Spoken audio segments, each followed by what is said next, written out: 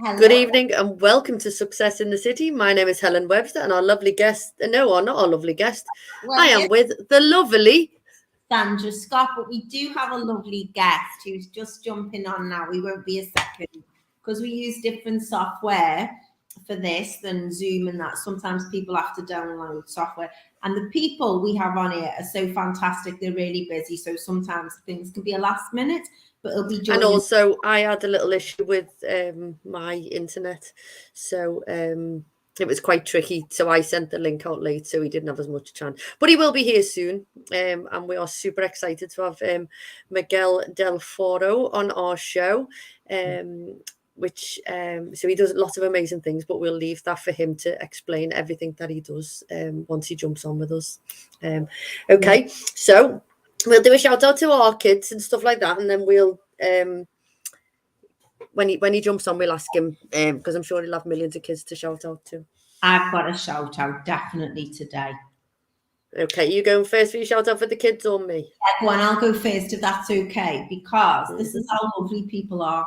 So I gave a shout out the other week to Corey, who got a head teacher's award for his Russian after struggling a little bit and then doing brilliantly. So I was made up. His Russian teacher is Ukrainian and lives here. Wow. He was, and then we were on holiday, so I didn't say anything. And the mum texted me and said, "Oh, Corey said," but so I explained the situation, everything. I said she does actually live here and that. But they were like heartbroken and wanted to do everything they can to help her and stuff. And she only has she has a couple of family members who live there, but not more extended family, but it's friends they've got. And she said between breaks, they're ringing them up and everything. And, you know, the kids genuinely care. And they'd come home from holiday, seen all this on the news and were like, oh my God. And he thought of his Russian teacher. And I just thought that was so kind and lovely. But there we go. So shout out to him again. Well done for being kind and considerate. And that's good. You know, it's nice when we have little people listening. And my shout out is so I got a message yesterday, and Leanne and Dave, who do the breakfast show on Radio City, do a thing called Give Us the Line Kid. And a little person rings up and they say the lyrics of a song. So they read the lyrics of a song, and then Leanne and Dave have to guess what the lyrics, what the song is from, you know, just from reading out the lyrics. So it's quite a tricky little competition thing that they do. Yeah. Anyway, our superstar Scarlett, Miguel's coming in. He's just coming into the green room, and then we'll let him in. But our superstar Scarlett did the Line Kid today. And she read it out, and it was the cutest thing. And it was just after exercise, I jumped in the car and I just managed to get it, so I've recorded it. And then I rang her and asked her for an autograph, and she said no. So I'm going to let Miguel in. Oh, brilliant! To the stream, he's going to jump in as he comes in now. And then star guest here. See, Robert Williams doesn't arrive early, does he? He comes at the last minute. Thank you so much, Miguel. We're so pleased. Thanks for having me. It is downloading on my laptop, but I've jumped on my phone at the moment to just try, and so I wasn't waiting any longer. But it's saying 3 minutes. I have to go in by Google Chrome, so I'm not a techie. Oh, have you got an Apple Mac? I have. See, this is it. It's all these Apple Mac-y people, isn't it? Sorry, I've just had a message. We're not actually live on Success in the City at the moment. It's only your page today. Oh, I'm going to edit that right now. Oh, because I've put it on my LinkedIn. Oh, I didn't mean to do that. Yeah, I seen that. I was checking some messages, so I knew what you were doing because I've seen it on LinkedIn. So I'm going to remove it off LinkedIn. The professionals don't have this problem, Miguel. You know, this doesn't go on in Radio 1 or anything like that. Edit. I'm going to see if I can get. Oh, there's my Success in the City. There. And get talked through the process as well. And we've got a cat in the background. It's all here today. Right, how do I stop me? So Miguel, you're studio in St Helens. Where are you? Yeah, so I'm in our staff office. If I give you a little look around. So this was originally going to be our sales office. This room speaks of our 21-year history and some of the real highlights. And the idea was for it to be our client experience zone. But while we're getting other parts of the other buildings that we're looking to have in St Helens ready, it's become our senior leadership office. So our operations manager and head of safeguarding and social work, Danielle, she's in. And you'll hear She's now music going fuming. on. You'll hear music going on because there's classes going on downstairs. So I moved the this session from my office downstairs to up to this room, because we could hear the music up here. So if we were downstairs, It would God knows how loud it would be. And yeah, so I moved up here. Oh, that's very kind. welcome. But Welcome. can you hear me okay because we're on the phone? Yeah, we're good. Yeah. Oh, Yeah. okay. Yeah. And we're now live on Success in the City and not on LinkedIn. We're slicky, aren't we? We're slick. So yeah, we're going to give a shout out to kids, any young people who've done amazing things. So I give a little shout out to Scarlett, who did the line for Give Us the Line Kid today on Radio City, and she was amazing. She was dead cute. And Sandra gave a little shout out to Corey, who's been concerned been really kind and concerned about his Russian teacher, who's from Ukraine, which is lovely. So Miguel, any amazing, I know you work with lots of amazing young people, but I'm sure there's a few who stand out. Yeah, so there's a couple. I'd say this week we've had our mid-term and end-term assessment points, and it's been really good to see that there's a number of them, and I call them our creatives, but those who attend our academy, it's been really good to see them accredited and certificated for some of the work that they've been doing. So some of them didn't feel that they'd ever achieve a qualification. And some of them are at that mid-term assessment point. So it's been really good in the sense that today we've had our IQAs in looking at performing arts and hair and makeup and getting that assessment feedback. So it's been really good to see that excitement and recognition on their faces. So I'd say a big well done to all of those in our academy for this academic year. Brilliant. Well done to them. We're going to give a big shout out to them. Yeah. And so Miguel, and our Beth's listening in, and Beth is giving us a little clap. So hiya to our Beth, our gorgeous Beth. So a success for you personally this week, something that's happened to you personally that has been amazing. It can be anything, Miguel. It can be like having your hair cut or anything. It hasn't got to be like a big dramatic thing, but it can be. I cut my own hair because I've been bald for many years, so I'll shave it. So I won't say it's that.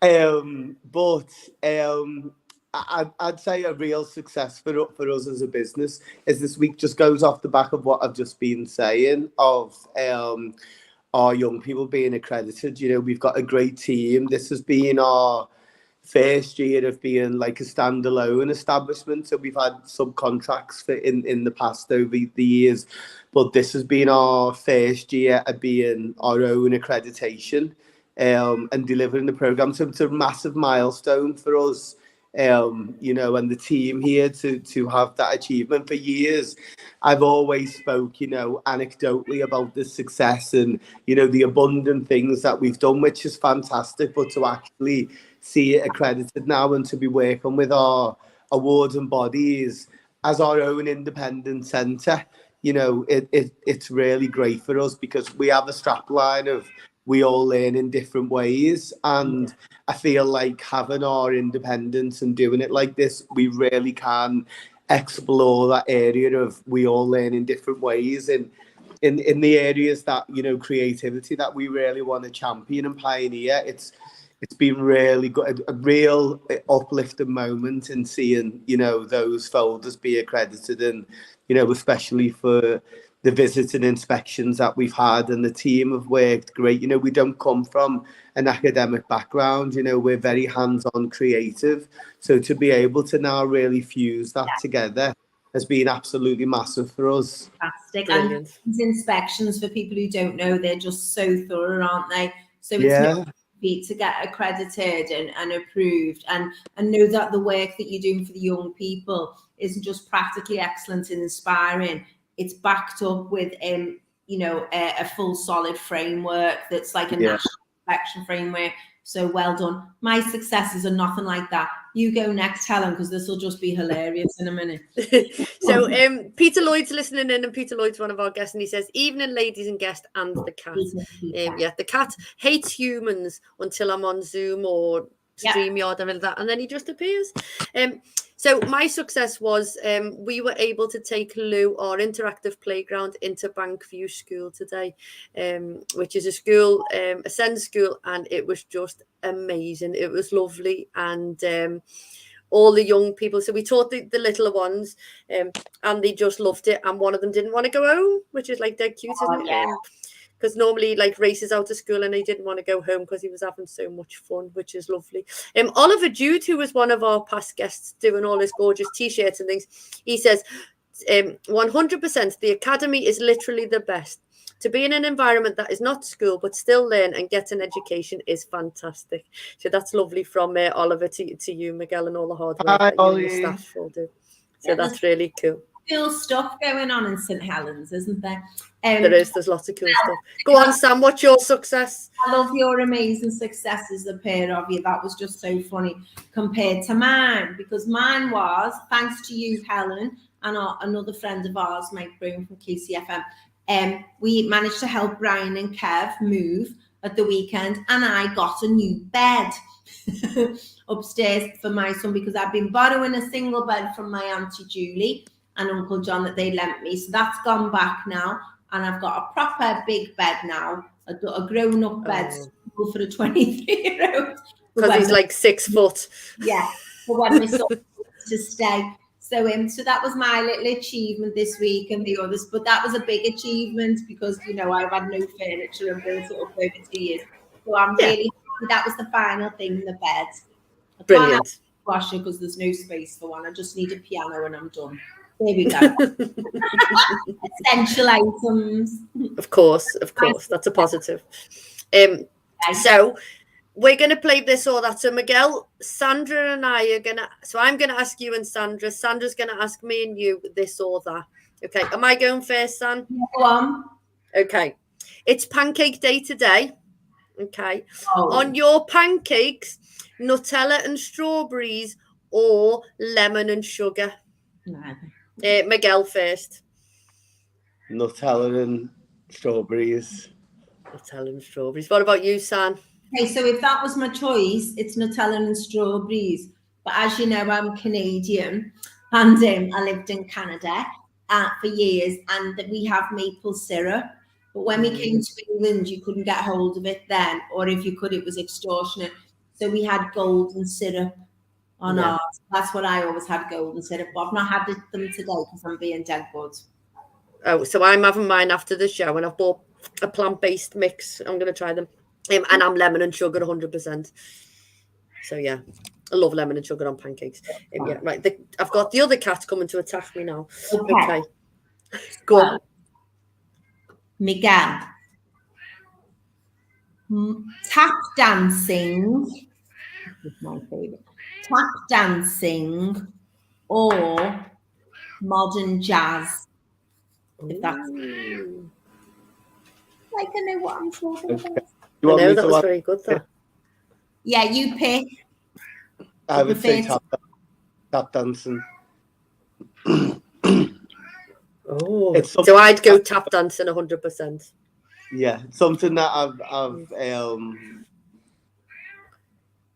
wanted to do. I'm a self-taught dancer, so I haven't studied dance in the sense of its technique. I've studied mass pioneers, you know, in the world of dance, but I'm self-taught. I've never been to class and don't have qualifications in it.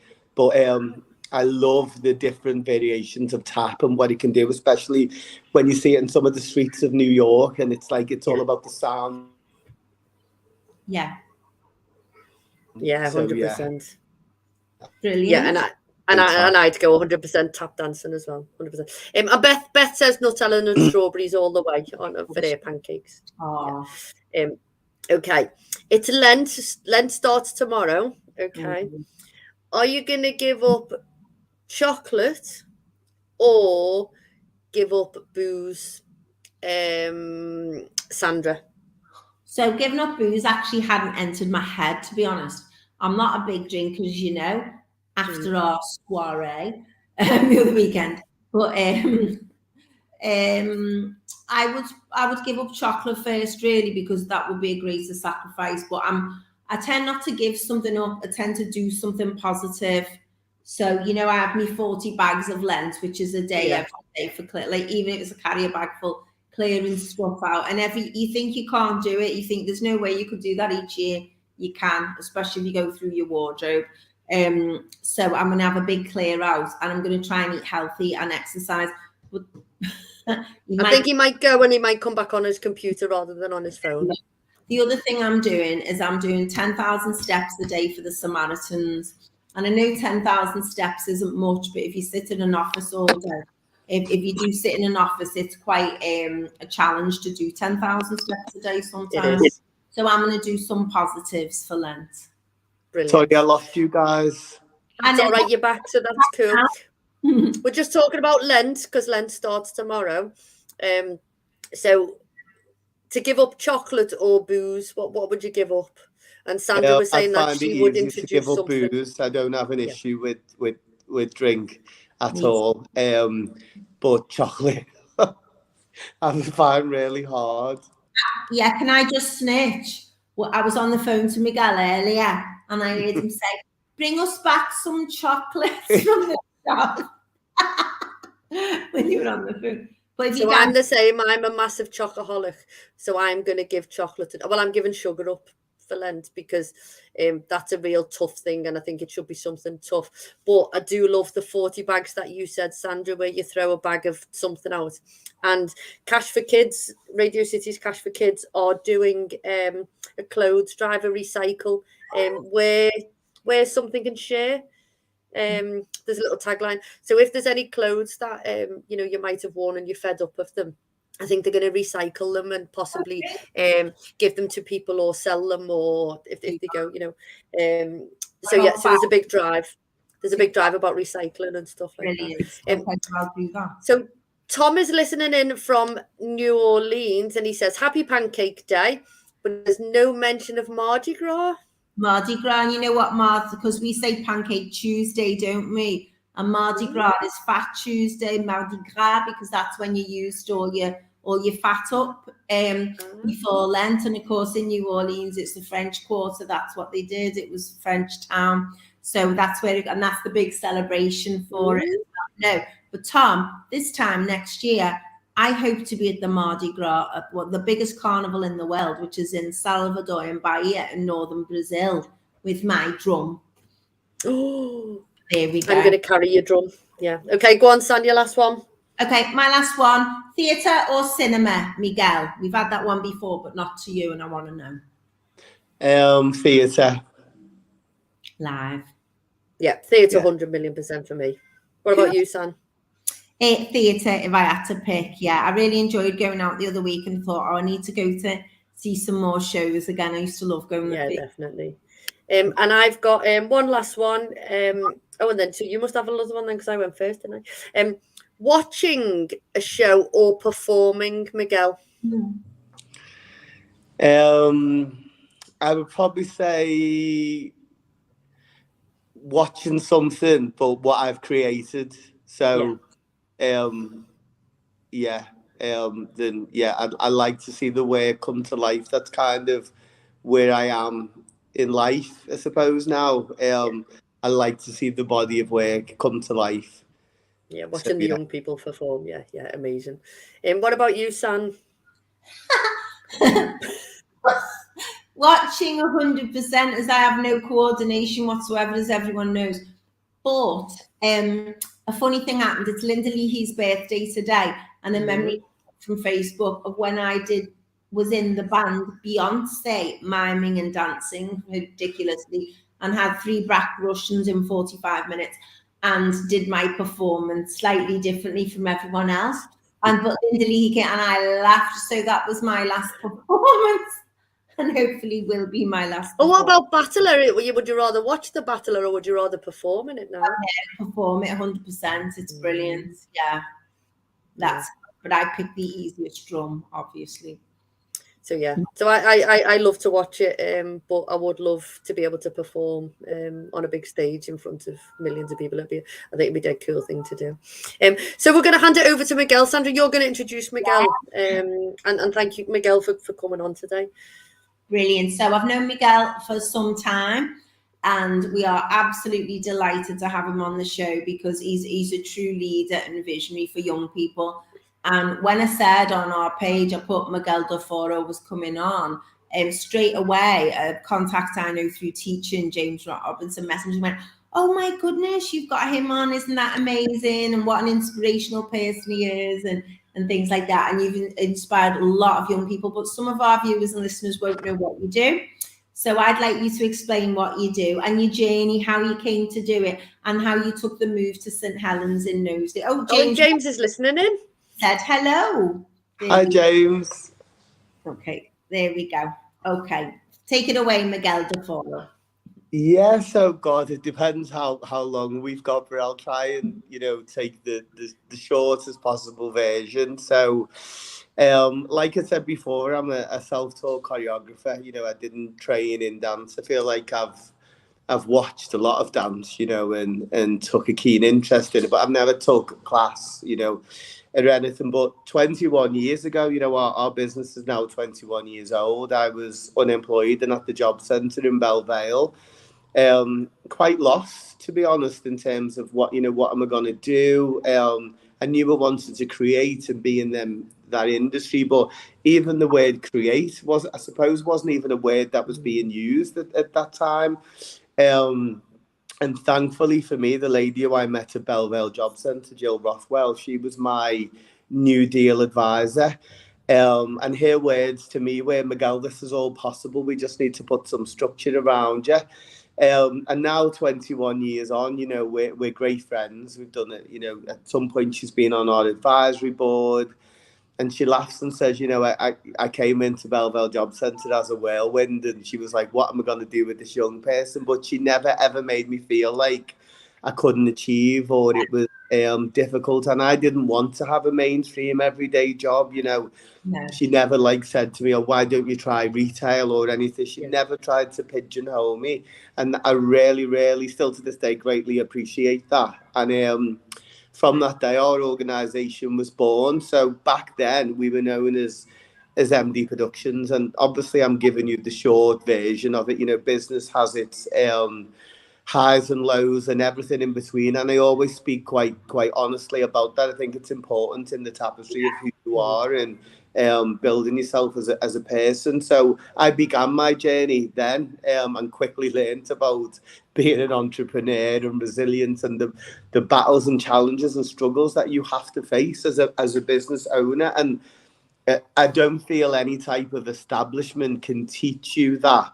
It comes from when your back's up against the wall. I talk about John Haynes, and he used to talk about in the dark of the night and the soul. And it's only when you get to that point, do you realize the difficult, people just see, like, even sitting in this office that I'm in now, the great achievements, but that's behind a lot of hard work, struggle and pain, that comes from it. But there is, great success and reward. So a year after being open, as I say, my journey was self-taught as a dancer, and my dancing ability came from watching Michael Jackson. I'd seen him several times in concert. I was very, very lucky when I was young that my family got me tickets to a number of different concerts. But very unexpectedly, out the blue, I got an opportunity after being open for a year to be part of the celebration of the 20-year release of the album Thriller. Michael Jackson was going to be the guest of honour, and it was in Leicester Square in London. And through a series of meetings and conversations with his record label, they kind of got to understand more about the work that we were doing, and the fan club that had put this event on together. We'd not long been to see him, Michael Jackson, in Prague on the opening of the History Tour. And then I'd got to be friends with the fan club. Cut a long story short, my auntie had took me on the trip, and not long after we come home, unfortunately, she passed away when I was really young. I think the fan club tried to give me a bit of support, and they were engaging me in different fan activities. But anyway, they let someone knew that I had a dance company, and the opportunity came to be part of this show. And as the meetings went on, we ended up open and closing this celebration in London. It took 80 odd people from Liverpool to perform. My cousin sang for, and my sister was only 9 at the time, and she danced on stage with me as an opening performance for Michael Jackson, and it was bizarre. And when we all stood on the stage at the end of this incredible event, and he was saying, you feel music, it's in your soul, no amount of piece of paper is going to give you what, I didn't understand, I was building communities and connecting with people. I was just really blessed and grateful that I had a space that we were creating in. And then someone who I'd watched my whole life, here I am after being a year open, celebrating the biggest album of our time. So what that really filled me with was resilience and confidence and a sense of achieving. I'd gone through not really having a place of like I can achieve, and I didn't have any qualifications, and all what life was traditionally measured on, I didn't have. But here I had Michael Jackson saying, you can achieve and everything else. So again, whenever I take on a new challenge or we're in a situation, I always go back to that point and go, but how did you do that? Anything has got to be possible. Yeah. So moving forward from that, 6 or 7 years later than that, and the business was taking shape. I think I was still a sole trader at this point. I didn't have, a business understanding, but Britain's Got Talent arrived on our screens. And for anyone who doesn't know, we're 3-time semi-finalists on the show. We're the only act to ever perform on the show 3 times. So the first year it was on, 2007, 2009 and 2013. And when we come off the show, our message had started changing. There was lots of issues happening in Liverpool at the time. We'd had the loss of Rhys Jones, Andy Walker. One of my young people, Lauren Spencer, she'd unfortunately been shot in the head by a pellet gun and had a horrendous accident. And that was what drove me to want to, I suppose, what's called detach work and work in the community and get out there and to make a change through the arts. So we did, and we started working across what is now Liverpool City region. So we were connecting the likes of Huyton and Toxteth and Nottis Green and all of these areas with no agenda. It was just happening.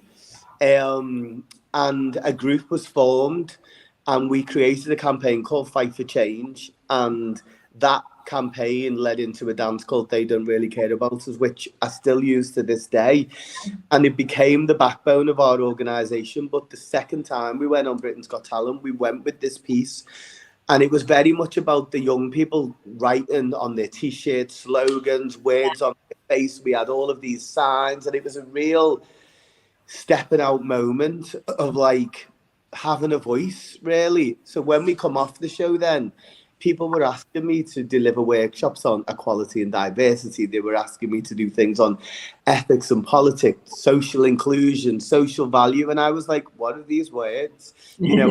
But we were doing it creatively without, just because we were. So I started taking a bit more of an interest in what have we got here then. And during that time, I got to work with Prince William and Kate Middleton on an initiative called Skill Force on the week they were getting married. And it was to inspire 100,000 people to get involved in dance. I was named one of the UK dance champions with Arlene Phillips and Lisa Snowden. Wow. And I never talk about all of these things to go, oh, amazing. It's about the starting point and, what people can achieve if I go back still at the job centre and what you told you achieve. So from that, I asked us to go and stay in Windsor Castle for 2 days to speak on entrepreneurship.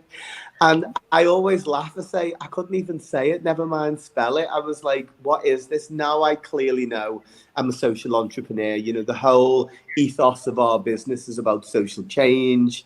And I understand that now. But at the time, we were just doing these things. And I remember having a conversation when I'd met Prince William and Kate Middleton about their aspirations and what they're told they can be. And me and my friend Lisa, when we were at school, I was like the kitchen porter on my work experience, and she was the chambermaid in the same hotel. And we were told we were doing really well, when really, you know, there was so much more that we could achieve. So I ended up building that into my speech at Windsor Castle. And, you know, everyone who knows me, I've either got my dance clothes on or jeans and a cap, that, you know, whether I've been to Parliament or I go to the school or where, that's just who I am. You know, it's just easy for me to wear. So that's how I made the speech. So then after that, you know, it was clear the business needed some type of structure. So I was lucky enough to get into the School of Social Entrepreneurs with Lloyds Bank. Yeah, so I've done that. I did it. Yeah. 4 years ago, I was in. I found my people there. Like I really had a place of like, if school could have been like that, you know, I'd have flourished. Not that I want to change anything because it gives me my passion, but going there, like I'm very visual and I like to mind map, and like my business plan is on my desk as circles, and that's how I present things. And it was so refreshing to be in a space that appreciated and celebrated that. I learned so much. And at that point then, we went on to Britain's Got Talent for the 3rd time. And I'm always really honest about this. So the first 2 times that we went was our authentic selves. You know, we clearly went about social change and a message. But the 3rd time we went, I did have a thought behind in the process of, I knew with having the infrastructure and the funding that we needed to get our community project off the ground, the publicity that Britain's Got Talent would bring would really help elevate me to where it needed to go. And it kind of bit me on the backside a little bit because Simon didn't greatly appreciate the performance. He led us on the show, but I got where he was coming from. The piece wasn't about social value. It wasn't what we'd done in the other years. We'd lost our identity in this TV world. And great, you know, we got the partnerships. We from there we then I then after being on the show, we made a structure. So the overarching company was MD Productions at that point, and then we had 3 sub companies. One was our non-for-profit arm that was enabling me to do all of the work I wanted to do.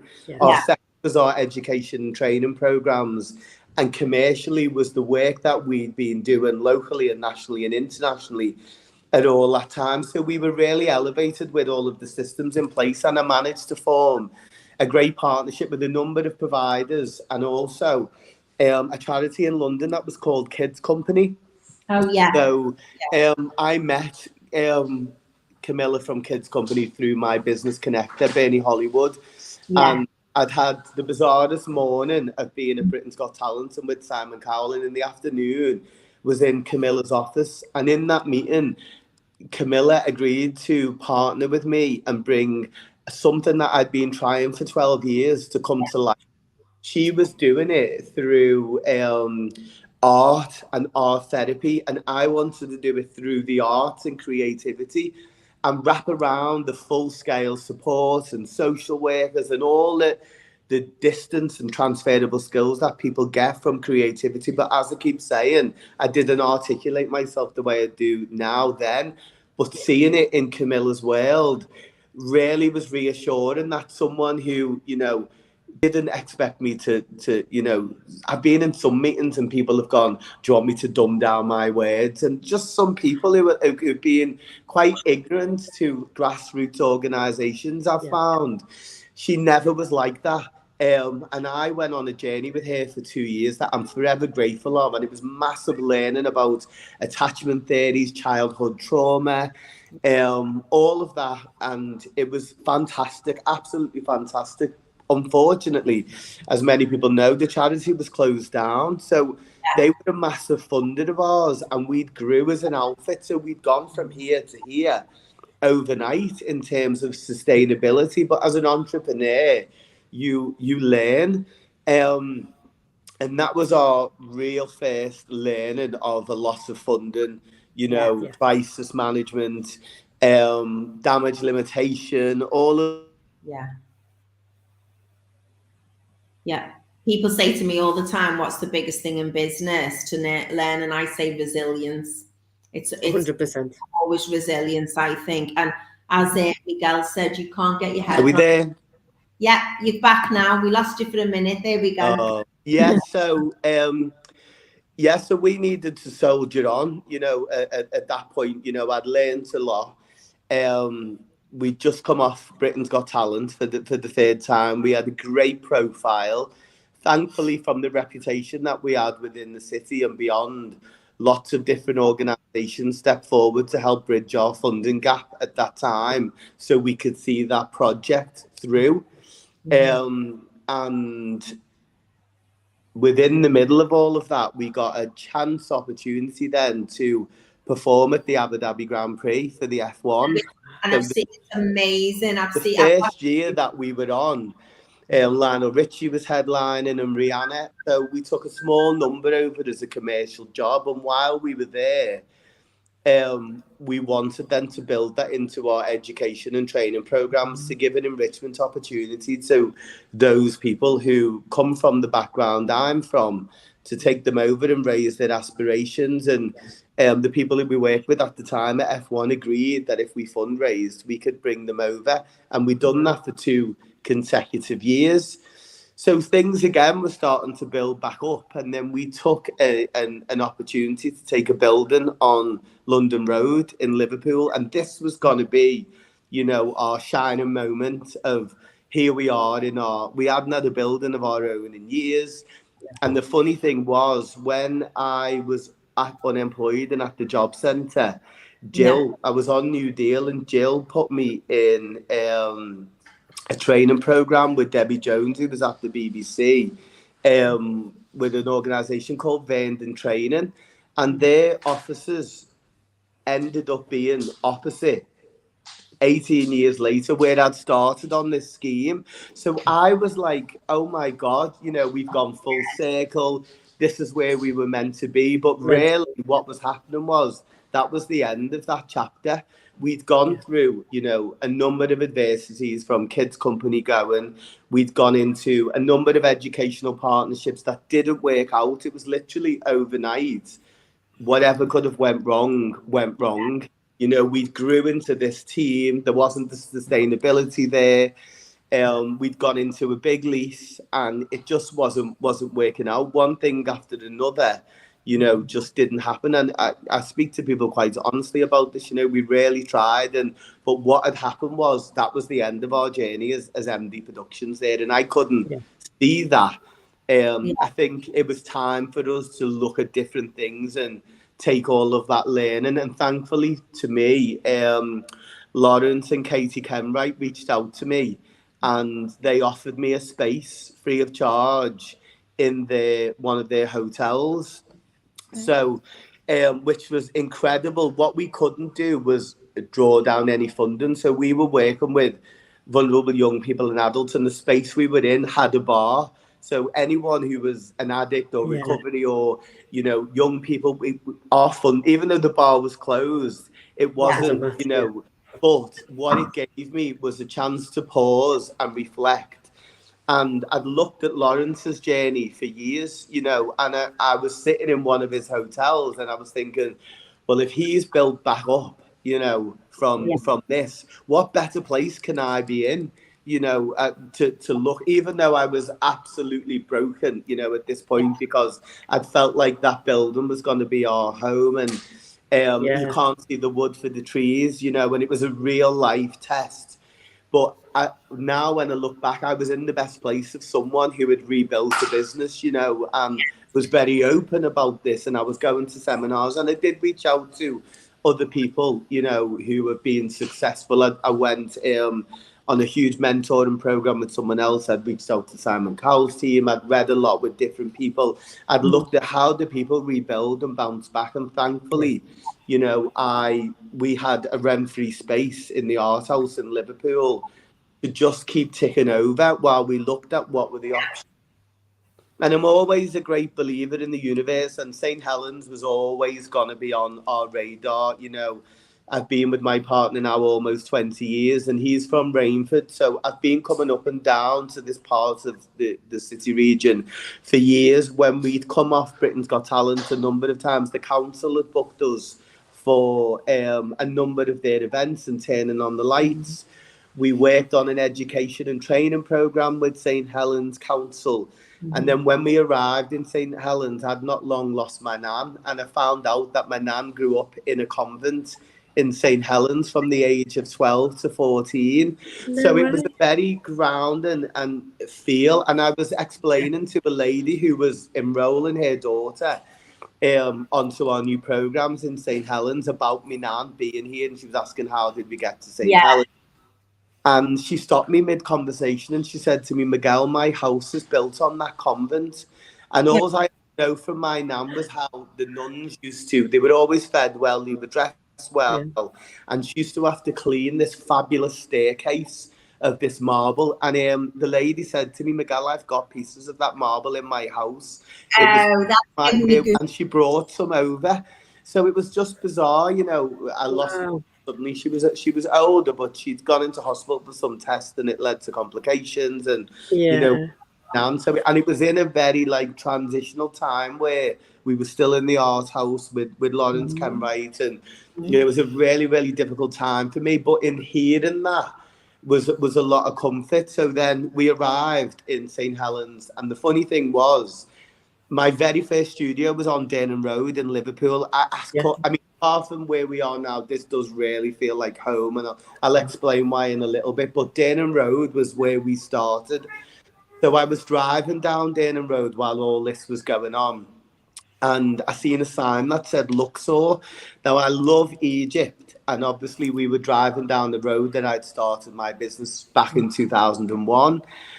And I rang this number that was on this sign that said Luxor. It was a property developer. And I said, I'm looking for a space in Liverpool. So he said, I don't have nothing in Liverpool, but I have something in St. Helens. And as I say, these conversations had been happening for a while anyway. So I goes and meets him. So not only was his sign on the road we started on, before we had a studio, we used to hire this pub called Mannix on Wavertree Road. And it's knocked down now, but his office was opposite where that pub was. I was like, this is like going back in steps. And I think, you know, I was holding on to like faith and hope and so many things at this time.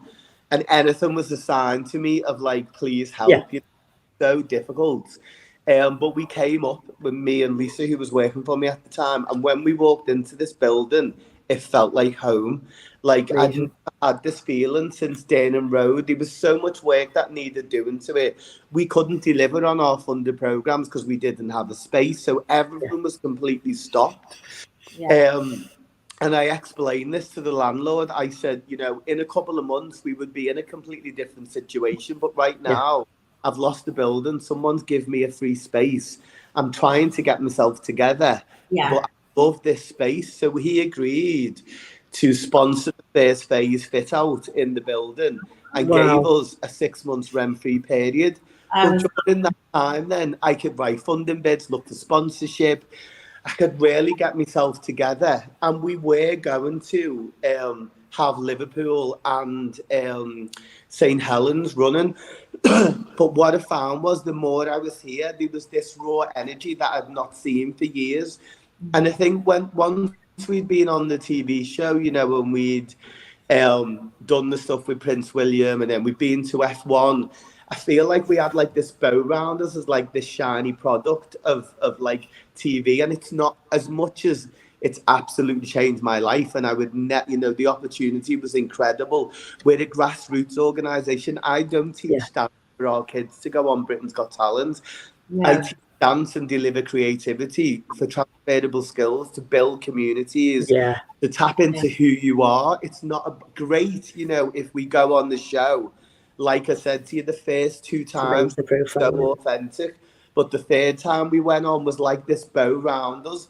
So we'd lost our way. I think, you know, coming out of the tapestry building that we were in, this was just a combination of what was building up to this point, and we needed to come down to find our grassroots again. And I completely accept that. You know, I take full responsibility. I'm the director of the company. Any decisions that were made, you know, were made by me. And, you know, the book stops where I am. But when we were here in St. Helens, it reminded me of the kids who used to come when we were in that little rundown pub, and like they just wanted to be in a space to like create, and that fills my soul. Like all of the stuff I spoke to you about, what we've done, of course it's incredible achievement, and I built a business on it, and there's been so much learning. But to get in a space, you know, we had no mirrors in here, we had a little lamp in the corner, and we were just getting in a room and creating, and that was what was it. That's how I started. So I felt like it gave me a real grounding approach to starting again, you know, and doing that. So my energy was drawn here. So we made a decision to be a Liverpool City region based project where we would, our home would be St. Helens. And ever since that day, it's been that. So we started our journey in this building in 2018. We've done some work on the building, and our landlord had done, as I said, the first fit for us. And we started delivering sessions from about the March 2019. So then we had to start looking at producing an impact and showing the need. And we still couldn't get access to any of our funding because we were in a new area. We needed to demonstrate what we were doing. Then we were starting new academic programs, but you have to deliver on them before you're paid for any of the work. So it was so starting again. But it was working, and we started getting into schools. I'd done lots of work with the looked after children and care leavers here, and it was so fulfilling. We started working with the council. We helped create St. Helens First Pride here, and it was just like so exciting, and everyone was like, oh, St. Helens, what's happening? And you know, people who were here were like, oh, the shops are empty. But what I seen was a blank canvas, and like a Liverpool 21 years ago, and what creativity and culture can do to the town. I was like, oh, this is exciting. Like, so I started networking with people and wanting to work collaboratively. Started getting this building ready. So this is now known as our art centre and our HQ. And within this building, we've got dance studios and a hair salon, a record label, a studio, a safe space for anyone who needs to access support, and a number of other things. And then we started reaching out, and we everyone was like, "Oh, this is great! You know, we want to come, but we don't dance." And the brand spoke so much about dance, and of course it did. But when you come inside of our building, you know that we do so much more. You know, we're a creative arts organisation that creates a safe space, does detached work, and we work with anyone, anywhere, of any age. And, you know, we express in different ways. But everyone was just reading Britain's Got Talent, and some people were like, we can't dance that well. So we got some funding and support from St. Helens Chamber. And they put it to me about going for a rebrand. We looked at like what was our business model, and they said, Miguel, everything you're telling us that you do, MD Productions does not sell that. It speaks Britain's Got Talent and all of that stuff. But you know, people don't know that you work with looked after children, that you have an SEND department, that you know you're open to all people. It does not say that. So we rebranded with the support of them as MD Creatives, and we still kept the same model as MD Creatives as our overarching company. And then we had our 3 sub companies, so our non-for-profit arm, our education and training, which we have 40 accredited programs now for, and then our commercial work. So that was all going great, and then the pandemic came. So we literally had rebranded in the December. We'd done a show in the December, a show in the January as MD Creatives, and we were in a school, because we still were working in Liverpool. We were in a school in Old Swan, and the pandemic came, and that was it. So I was like, oh my God, we've just got started. Again, we've come out of all of this. But what ended up giving me was a thing. I hadn't really reflected on what had happened to me in Liverpool, the crisis and trauma and the change and everything that we'd gone through. I hadn't really reflected on how I'd felt through that, and really dealt with it, and what did I learn? What were the lessons in all of that, in terms of sustainability, and what was right but what was wrong. So the pandemic then gave me that time to reflect on that, and then also look at the brand and who do we want to work with, and how do we be better than we've been before, but also be our true authentic self. So there was a space then in St.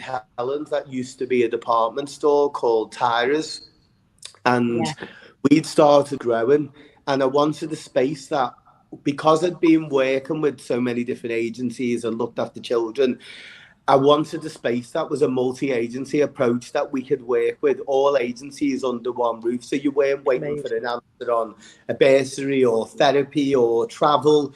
You could work with all of these agencies together, and also look at bringing some of the history to life, what Tyra's was. So we looked at having a Tyra's tea rooms, and we looked at a community radio station.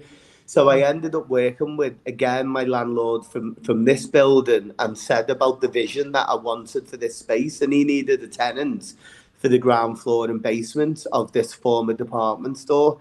So we come up with the same arrangement. We were in lockdown. We weren't generating an income. But I said, I can make this work. So we ended up having a rent-free period again, and he supported the first phase of the fit-out of what is now known as our resource centre. And then on top of that, there was a property developer in St. Helens called Ian Pitts, and we'd done some work with them before around some of our community fundraisers, and we'd socialised at his spaces, and we'd kind of known each other, but not as well as now. And he was wanting to buy the Citadel Theatre. And through one of our sponsors, Chris at ODs, a meeting was put together that we would be the tenant on this theatre that has got a fantastic history. But what was the most important part was, it used to be the Salvation Army, which the values of that organisation, a place of refuge, safety, support, comfort, fit so well with who our brand is. Plus, when we walked in, the theatre was all red and black, so it was our branded colours. So again, I was like, this is another sign. But again, we didn't have how can we income generate in a pandemic? For the theatre, the arts was the hardest hit. Nothing was opening.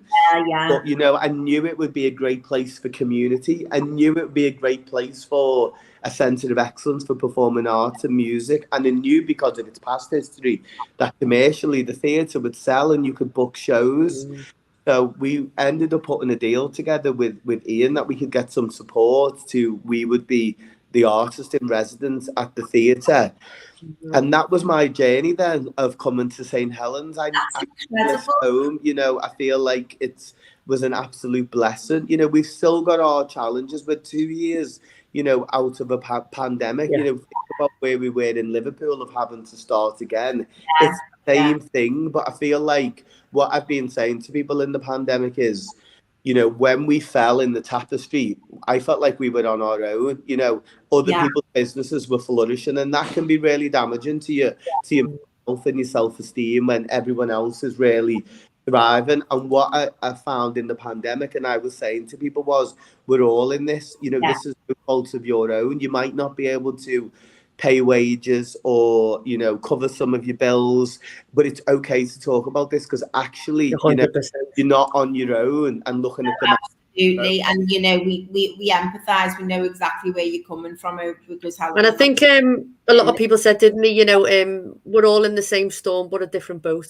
So we're all in, and that was that's what I built into the resilience. So now, I thought when Omicron came, oh, here we go again, we're going to have a delay.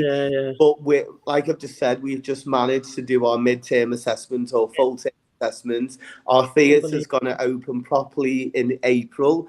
We just started delivering on our funded projects for our community impact. So it's starting to, the boat is being rowed. We're moving forward.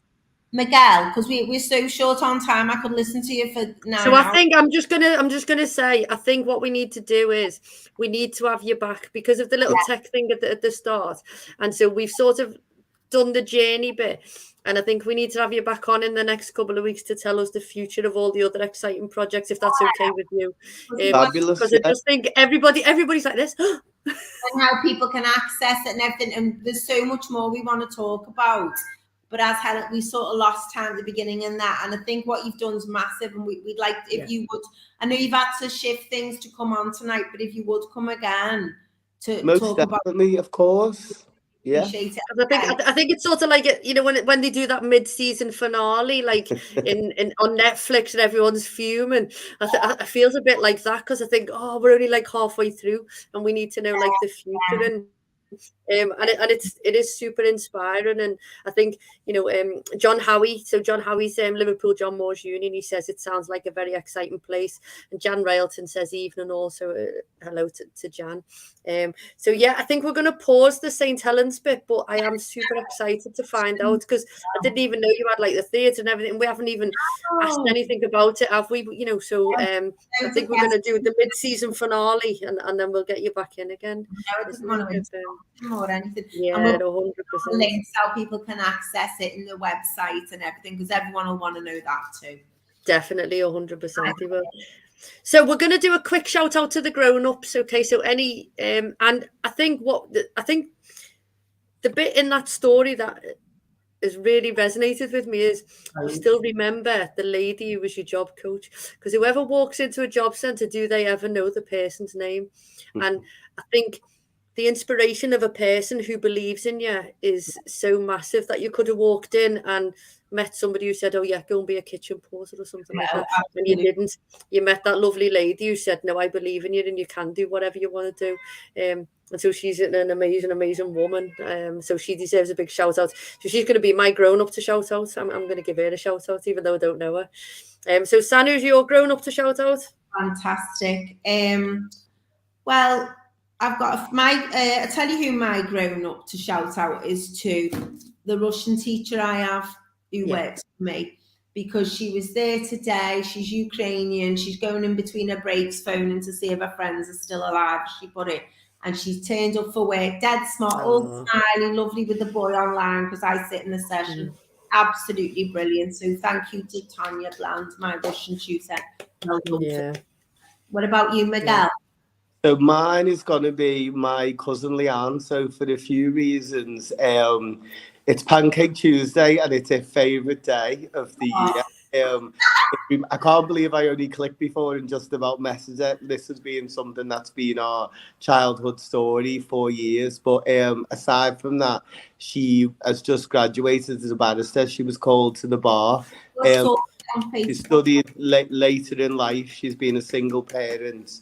And through a whole host of different adversities as just being called to the bar, which is incredible. I feel like for that type of job, you do need life experience. So I think her path led her to do it at the right time, as an adult. But so she's going to be my adult shout out for today. Well done, Leanne. Definitely. That's a boss achievement, that, isn't it? Any red faces this week, San? Yeah, just a few. Got a quick one. So took the Dyson into the office to hoover and clean up, as you know, Helen, because you commented how nice it was. Shoved the Dyson in the back of the car to come home. Got home, 3 yards of wire with the plug on the end, bounced all the way from town to West Derby. So the neighbours must just think I'm a lunatic in this road, honestly, God. So that was this week's embarrassing moment, as usual. So mine is on Thursday night, last Thursday, and we went to see Bedknobs and Broomsticks on the Empire, which is a phenomenal show. And Bedknobs and Broomsticks was one of like my fave films, like as I was growing up. And I took me and Phil and my mum and dad, and it was part of like a Christmas present and things. And So my poor dad comes out and I was like, oh, it was Boss, wasn't it? And he was like, yeah. He said, the stage was amazing. He said, and the dancing and the acting was brilliant. He said, but didn't really know what was going on. And I was like, well, have you never seen the film? And he said, no. So the poor man, I took him to see Hairspray. He'd never seen the film, didn't have a clue.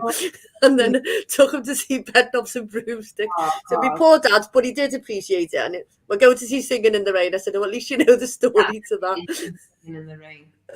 So my poor dad, yeah. Miguel, anything embarrassing, slightly red-faced that's happened that people can laugh along with and not at?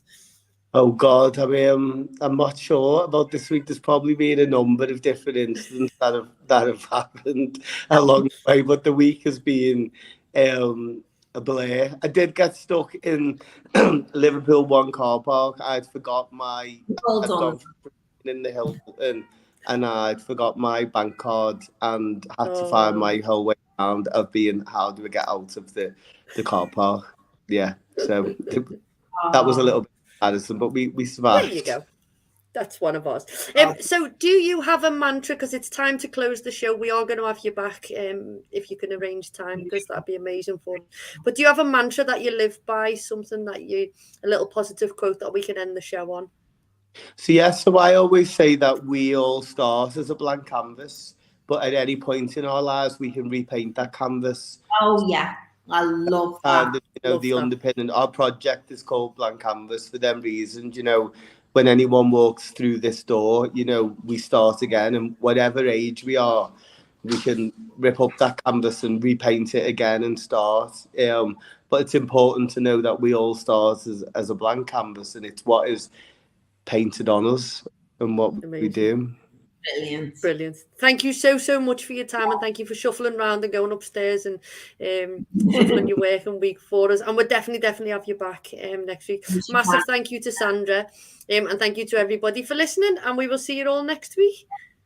Bye for now. Bye. Thank you.